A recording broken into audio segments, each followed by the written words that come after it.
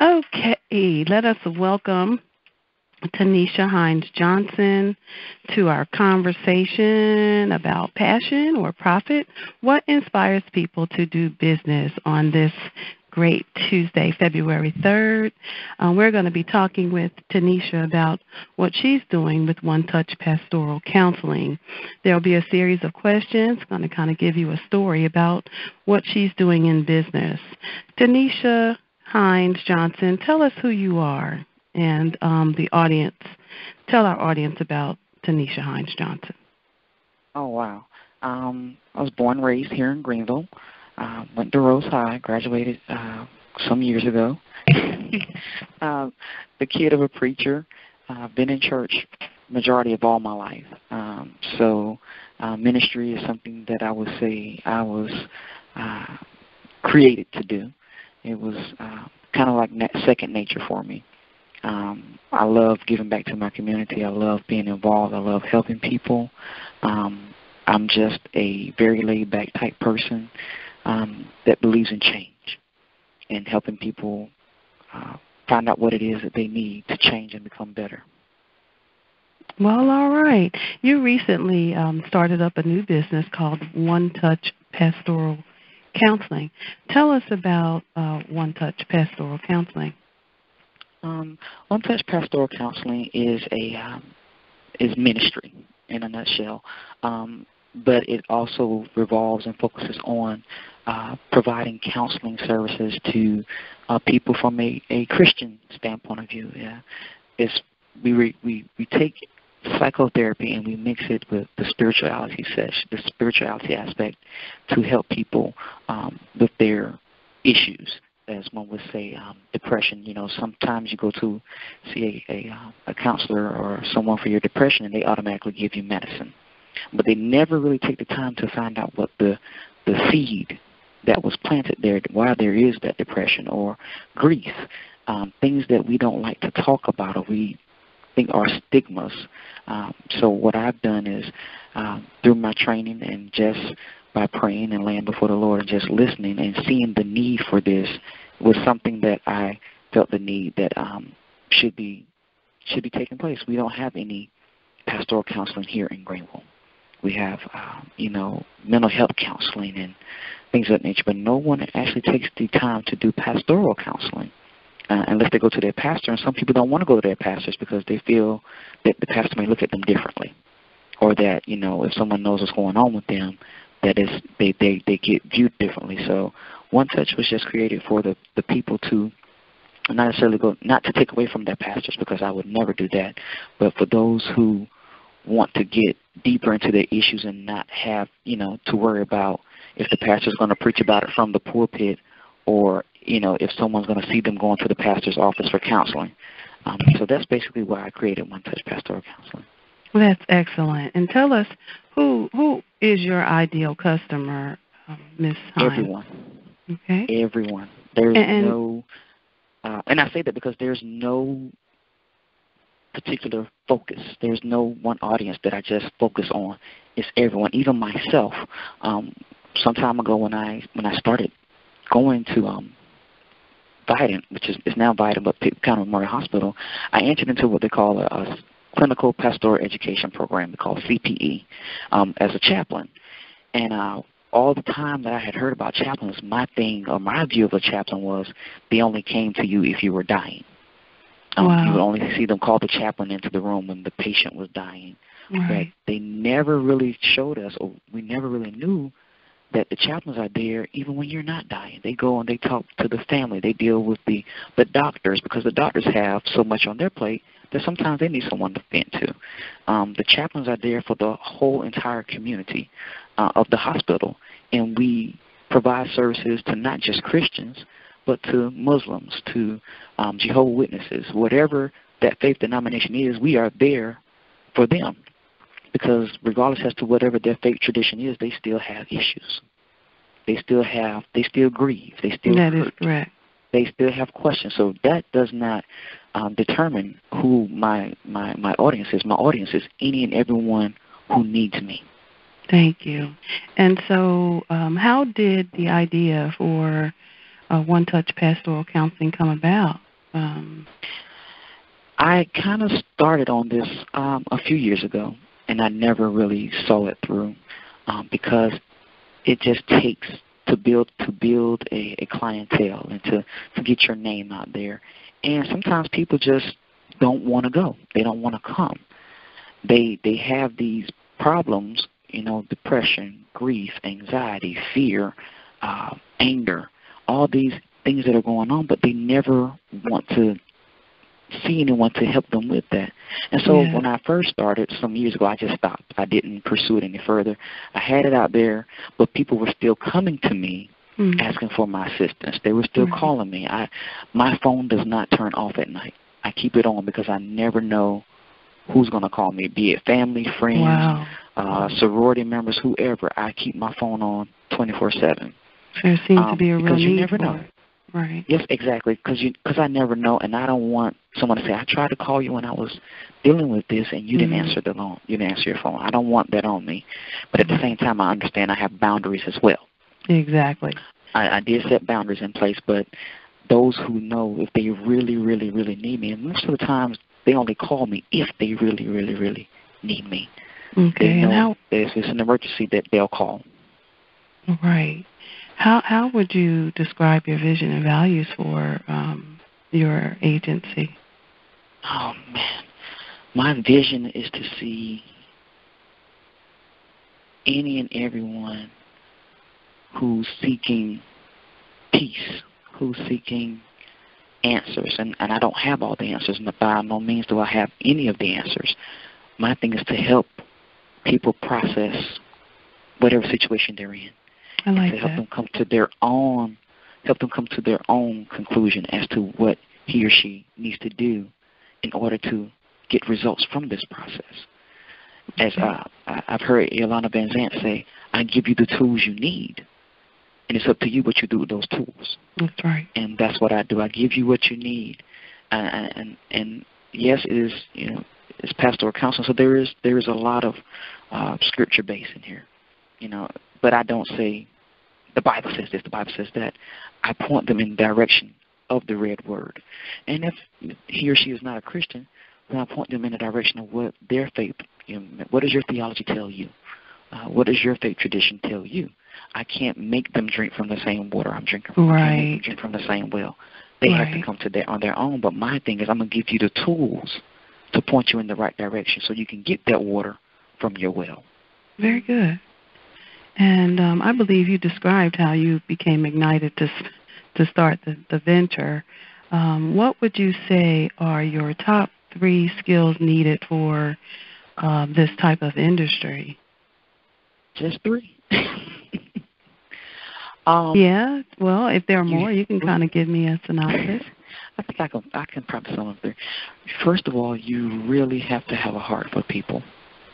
You have to have a heart. You have to have a passion to want to help. You have to have patience, and you have to have some determination. Because like I said, some people see counseling as a bad thing. Mm-hmm. When I was a chaplain, we had to see one. We had to go see a counselor because we dealt with so much on a day-to-day basis, and there was no way that we could take that stuff home with us. Right. To see kids being sexually abused, physically abused. And I recall one time when I worked a trauma shift that they brought the patient in with the doctor with her hand in his chest massaging his heart. All I saw was her hand in his chest. I saw they had cracked the rib, but they had cracked him. They had cracked his chest. And I saw her hand in there massaging his heart, trying to get this patient to live. Right. I've seen numerous, innocent bystanders being killed from stray bullets, accidents, cancer patients. My specialty when I was a chaplain was the children's hospital. I was the chaplain for the pediatric intensive care, for the peds rehab, for the entire children's hospital. And so a lot of my patients, my kids, they had cancer. In my first 2 weeks of working, I lost 2 babies to cancer. Fresh out the chicken grease. And 2 patients, 2 babies to cancer. And so we had to see someone because there was no way I could go through that and not unload it on Right, someone. you have to debrief. But now, Exactly. as a counselor, I would think that there are also the credentials that are critical to this industry as well. Tell us, for those who may be aspiring or interested in moving in a direction of something like a business of this type, what specific credentials would someone be needing to have for this industry? Not a problem. Well, of course, when it comes to counseling, you have different levels. You have clinical counseling, and I'm not a clinical counselor. Okay. I'm not a clinical counselor. My counseling focuses on the holistic, the spiritual aspect of the person and the mental, but not to the point where I'm clinically diagnosing. I cannot diagnose someone with schizophrenia. I cannot diagnose someone with anything. I cannot do that. Those my credentials don't allow me to do that. My credentials, as far as pastoral counseling, I must be licensed. I must be ordained. I must have graduated from seminary, from an Association of Theological Schools. Okay. You find a lot of people going to school to get various ministry degrees, but those degrees are not recognized by the Department of Education. Right. Right. So my degree is from an Association of Theological Schools, meaning you have some who can have a degree in ministry. Say, for example, he or she may have a Master's of Biblical Studies. If that degree is not recognized by the Department of Education, then that degree is only good for that person in the ministry aspect. He or she cannot go into a college and teach because it is not recognized. So I had to have a degree from Association of Theological Schools. I had to be endorsed by my denomination, which I was endorsed by the Progressive National Baptist Convention, because as a member of Cornerstone, we are under that convention. I also joined the American Association of Pastoral Counselors, to continue to get the resources that I need, to continue to get the help I need to make me a better pastoral counselor. There is some supervision. He or she, you must counsel. You must be supervised. You have to log in your hours, and you have to report those hours so that you can get your certification as a pastoral counselor or a licensed pastoral counselor, in which the state of North Carolina requires that you have those along with the education.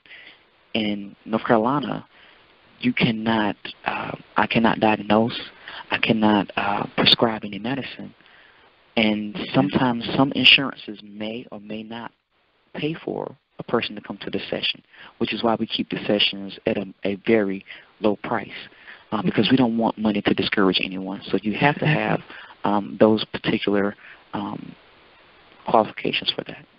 Thank you so much. How important is trust in the relationships with your customers? Very important. Oh, my God, it is, because that's how they open up.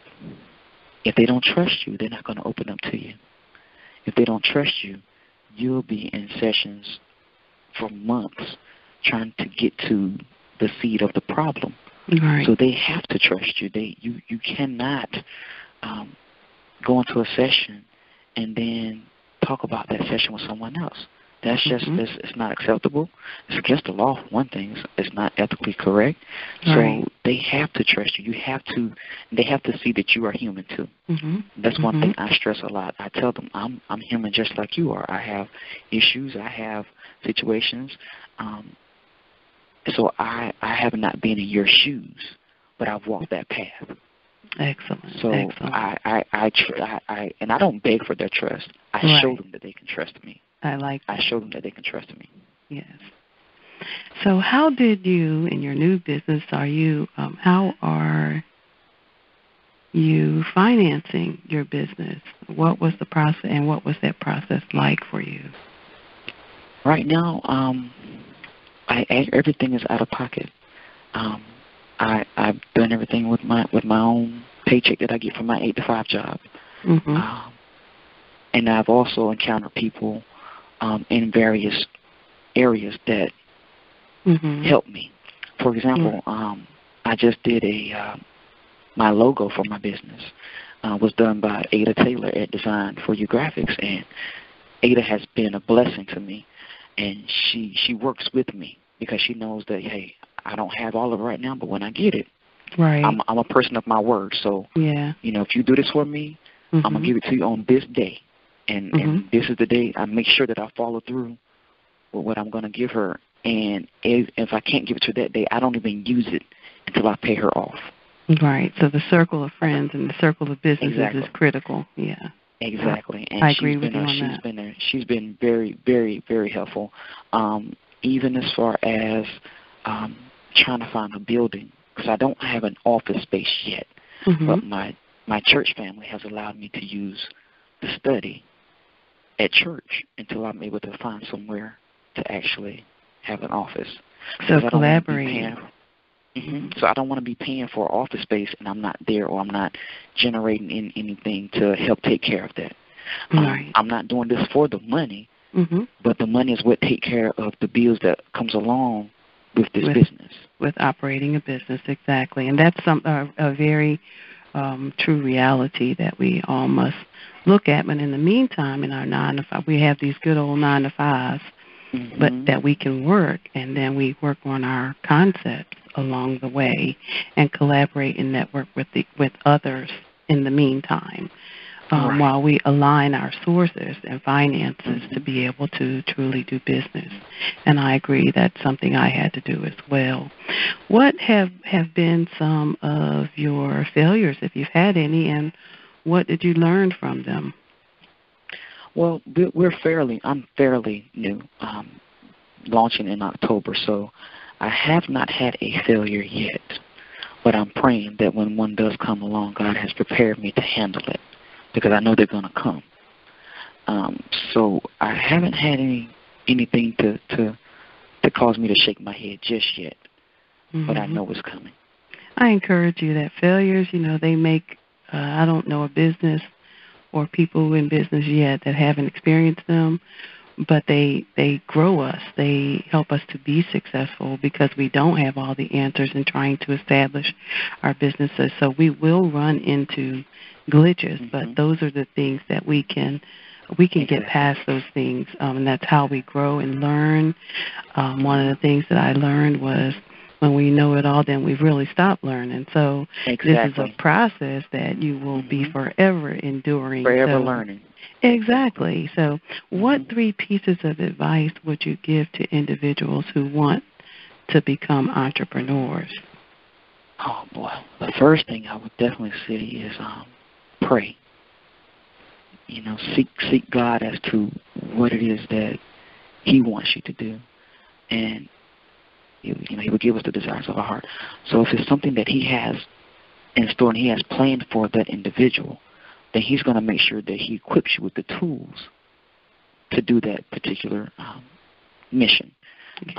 So definitely pray and seek God on that. Do your research, because you need to know what you're up against. Not that everybody is against you, but you need to know what your aspect is going to be, what your focus is going to be. And also to make sure that whatever it is you're doing is something that you're passionate about. It's something that drives you. It's something that you can't wait to wake up in the morning and do all over again. Yes. Because if you're doing it for the wrong reasons, it's not going to be successful. Exactly. It's not going to be. You're not going to be happy. I once told someone that when you walk out of the will of God and when you walk out of the steps He's ordered for you, anything that you try is not going to be successful because it's not what He has ordained for you. Right. If He hasn't ordained it for you, then it's not going to happen. He already told us that He had our plans mapped. He has our life mapped out for us, and He knows what He wants us to do. But sometimes we get caught up in self, and we realize, I kind of like this, but this is what I want to do. But if it's not what God has in store for you, it's really not going to succeed. It's not. Thank you. Is this your first business? And if not, what were the others, and what happened to those?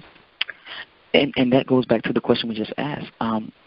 We just talked about not being in the will of God and not walking in the steps of His order for you, because a few years ago had a cell phone business, in which at the time it was seen as a very profitable business. It was something that I was like, whoa, quick money. But I didn't calculate the cost of the quick money, because we launched a cell phone business. We started in our homes, and we were just having people who were interested in coming from a contract on their phone bill to a prepaid phone. Right. And so we had set it up to whereas we got in contact with various distributors and various vendors who made that possible. All we had to do was just get the customers in, and they would take care of the rest. And it was going good. It was going so good for like they say that your first year you take a loss. And our first year we didn't take a loss. Wow. We didn't take a loss at all. We didn't take a loss. But what started happening was you saw prepaid cell phone stores open up on every corner. Right. And people were, that's where it got slow. And when it got slow, even though it's getting slow, bills are still rolling in. Right. So just because someone wasn't coming to get their phone done doesn't mean that you didn't have to pay that bill that was coming along with the building that we were in. So it was a very competitive market. Very much so. But at the end of the day, people were still calling us for our services because they had went somewhere else initially, which messed them up, and wanted us to fix what was already messed up. Right. And I constantly said, I'm not in this to beat you over the head for your prices. I'm not in this to take your money. I'm going to tell you whether or not you need to stay with your contract or you need to come with us. Because sometimes people will tell you what they want you to hear just to get your money. And I was like, I'm not going to do that, because if this contract is working for you, then you may need to stay with this contract, because if you come to prepaid, this is what you're looking at. This is the service issues you're looking at. Don't just jump the gun just to be jumping the gun. And I think because of that, that kept people, they kept calling us because we were up front. Okay. But at the same time, you still had to pay.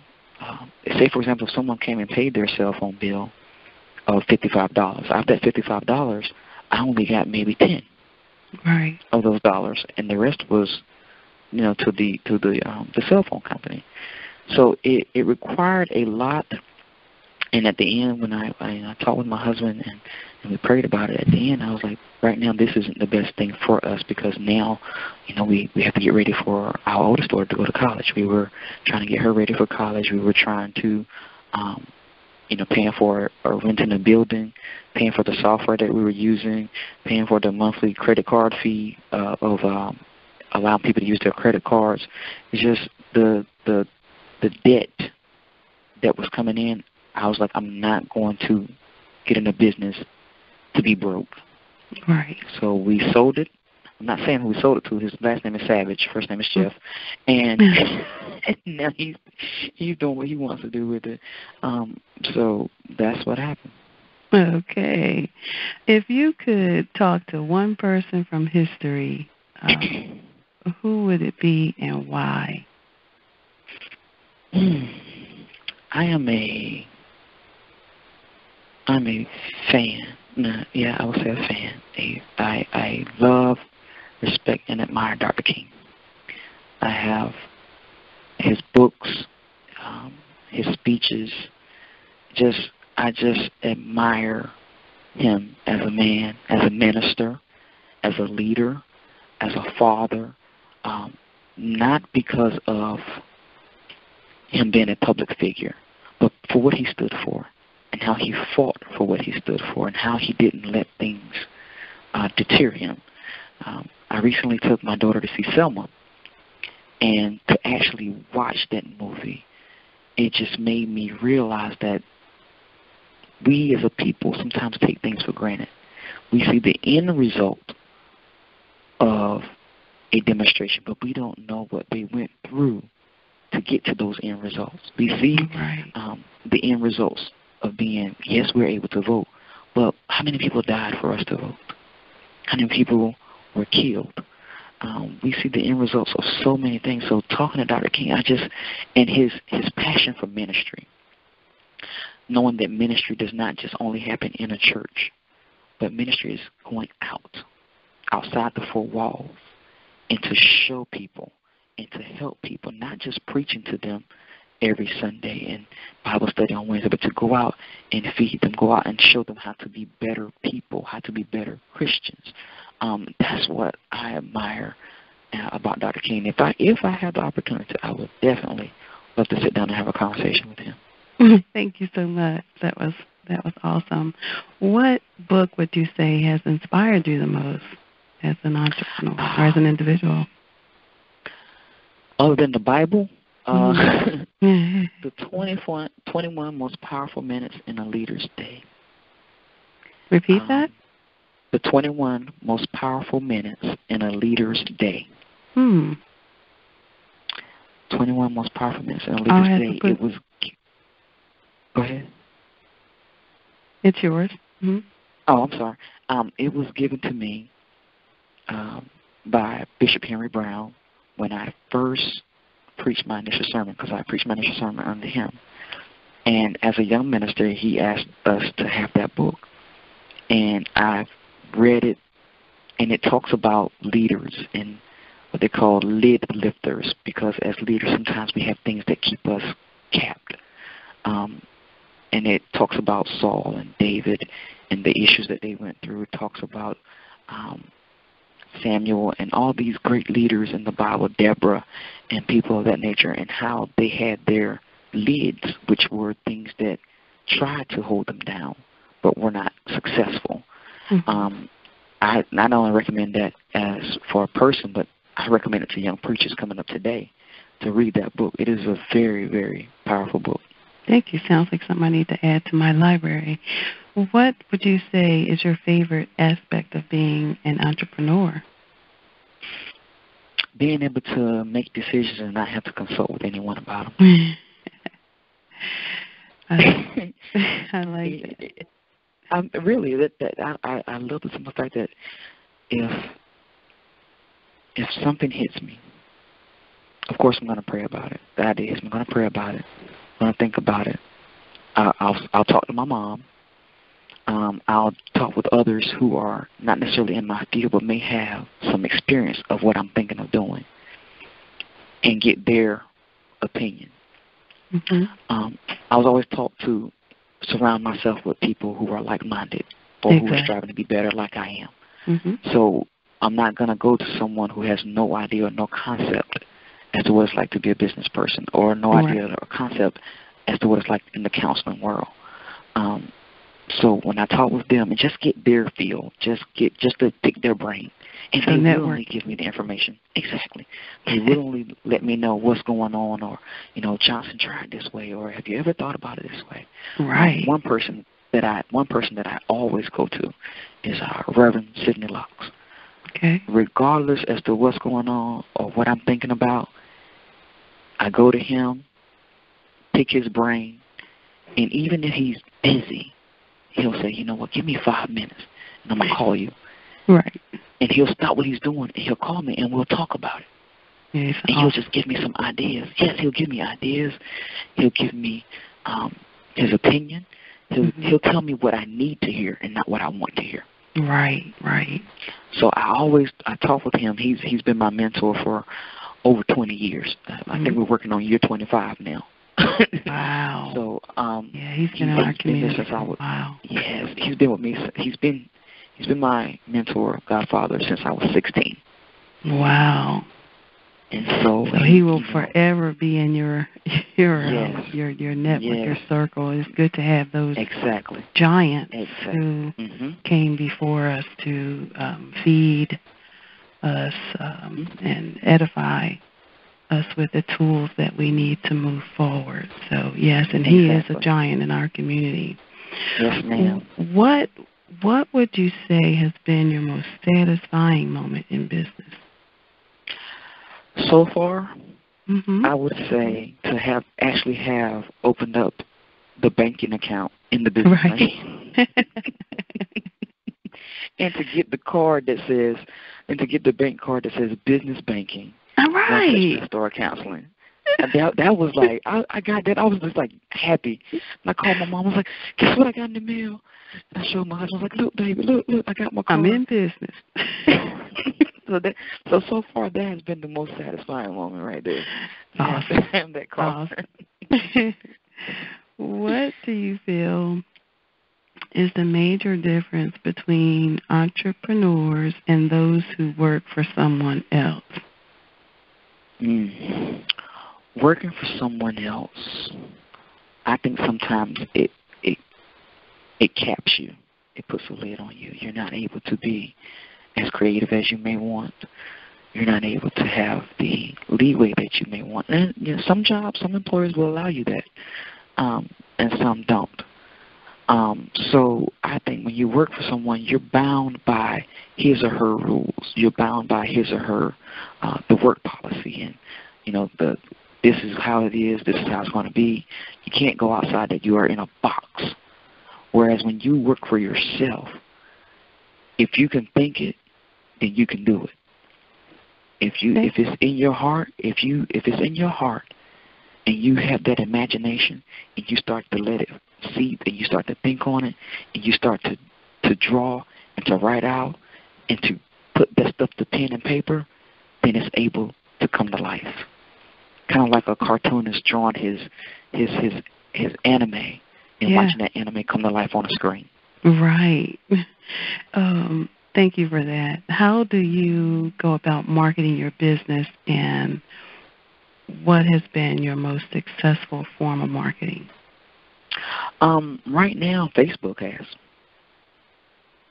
Right now, Facebook has really helped me out a lot to create an actual page for the ministry. We have a website, but to have an actual page that when I can give inspirational readings or inspirational thoughts, or I can give pointers on certain things, and to just hit share, and all of my friends and my friends' friends and their friends' friends can see what's going on. I think around Christmas time, I did just a brief synopsis. I called it Bereavement 101, where I just wrote out some pointers on people who would be dealing with death and dying and the loss of a loved one during the holidays. And I just called it Bereavement 101, and I did a hashtag, and I just would, give them little pointers as to how to get through the holidays. And that was excellent timing, too, for introducing your business to the community, because that is a time when the level of depression and anxiety and stress really does go up. And according to research, that is a very true fact. And so it was a great time to actually introduce yourself to the community. I found it very helpful myself to be able to refer others who may be struggling during that time, or even for me, family losses that I've had during that time, always brings back a time that is a window where I struggle the most. But I'm thankful this year that I had great support systems that allowed me to move past what I've been feeling over these past years to do something different this year. And so I think that that was an opportune time to let us know you were out there, and for us to seek more information. And it is timely. Marketing is something that you have to time. There's a time and a season for everything, and that was a very good time for you to tell us about who you are, and provide for us who need that the service that we need. Grief and bereavement has been something that, out of all the things that I do, I think I do that better than anything else, because it causes you. One thing about being in ministry and in counseling as well is you have to face your own issues first. Right.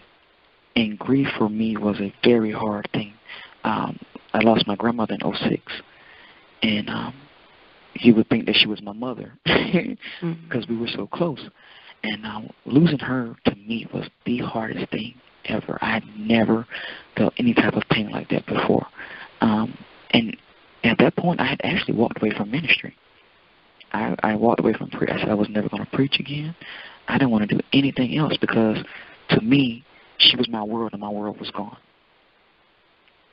Wow. And so I stopped going to school. I was in the middle of getting my master's degree. I stopped. Like dead middle of the semester, I just stopped. And to be transparent enough, I actually had started to get depressed because, for all of my life she'd been there, and now to wake up with her not there, it really, really threw me in a rut. Right. So coming to grips with that, and what helped me do that was becoming a chaplain. Right. When I became a chaplain and started to get the tools and the resources that I need from my supervisor, it helped me process her death. It was a year later, but I started processing it. And every day is still a process. Even though it's been almost 9 years, it's still, the days they just get easier. They don't get better. They get easier. Right. And that's what people have to understand when you're dealing with the loss of a loved one. People say, "Oh, it's going to be okay." No, it's. I'm sorry to tell you, no, it's not. It's not going to be okay. Right. Because it's easy for someone to tell someone else how to feel when they haven't felt that pain themselves. In one word. In one word, characterize your life as an entrepreneur.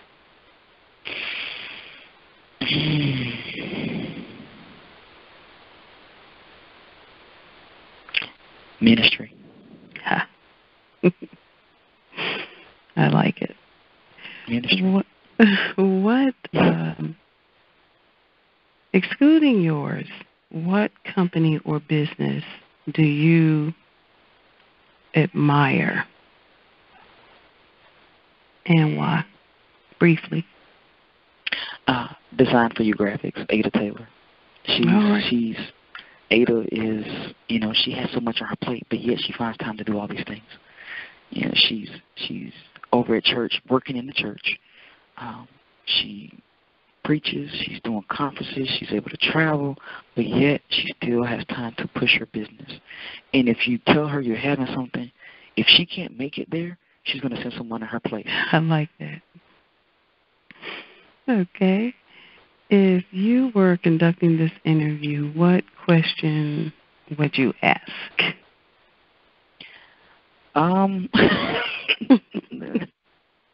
That's not fair. It's not. It's not fair. It's not fair. What is your motivation for writing? Good job. Yay. Motivates you. What's the toughest decision you've had to make in the last few months? Sending my baby to college. Yes, you do have a new college student, and she's doing quite well. She's doing excellent. That is the hardest thing. I don't see how you did it. I prepared long and hard. I started at 8th grade. You were in D.C. Like, did the baby go to D.C.? Did you have one to graduate from Howard? One in D.C., 2 in Fayetteville. But letting them go is a whole nother workshop, and I'll probably write a book about that as well. Please do, please, so I can read it. Not to interview me, so I can read it. Exactly. My life. This will be something that will help us. I've often been asked that question, so that's something I'll have to tell people about my secrets and why I chose that path. What book do you think everyone on the team, I think you've already answered that question, 21 most powerful minutes in leadership, and we're going to wrap this up. And is there another business that you'd love to start one day? I would actually love to have a hospice company for kids. Okay. A hospice facility for children. So would this be approached from a nonprofit perspective or for more than likely, yes. No, it would be nonprofit. There's not a hospice facility for children at all. Right. I haven't seen that either. No. So I would definitely love, because I know, and I've been there, and I've sat with the parents, and I've sat with the babies as they transition. Right. And, that's such a serene and a peaceful time that, often kids don't get. So I would definitely love to do that. Okay. What would you say makes your company stand out from others? Right now, I would say because we're focusing on the holistic aspect of the person, not just mentally. We want to help you mind, body, and soul. Um, so I think that's more of how I'm able to stand out right now. And the workshops that I offer, and the simple fact that even if you can't come to me, I'll find a way to come to you. Mm-hmm. And will you eventually be offering like virtual webinars and things like that for people to? Yes, ma'am. That's good. That's because we have to use the tools that we have available in our communities to reach past some of the barriers that exist in our community, the stigmas and stereotypes. Because even though we still have these services, what we do know is that there is a surmountable amount of barriers that exist where people just will never come. But if there's available virtually where you meet people right where they are, then there's this whole other mass of people that you could reach. I love what you're doing. And again, to our listening audience, we are interviewing with Tanisha Hines Johnson, who is the CEO and of One Stop. Is it One Stop? One Touch. One Touch, excuse me, Pastoral Counseling. And if someone wanted to reach you, Tanisha, how would they do that? You can reach me. My phone number is area code 252-302-0070. We can be found on the web at www.onetouchpastoralcounseling.com, or you can reach me via email, tanisha.johnson@onetouchpastoralcounseling.com. And you can also find us on Facebook. And we'll add that information to this interview for people to access below.